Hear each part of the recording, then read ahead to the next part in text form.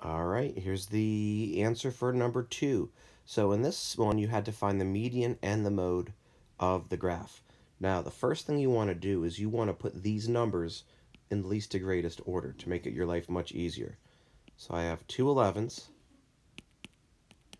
I have a 15 and a 19, 25 and 27. Next, find the median. Remember, median means the middle number. So if I cross out little big, there's 2 in the middle. So the median has to be in between 15 and 19.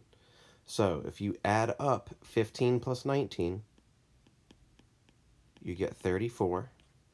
34 divided by 2 is 17, which is the median.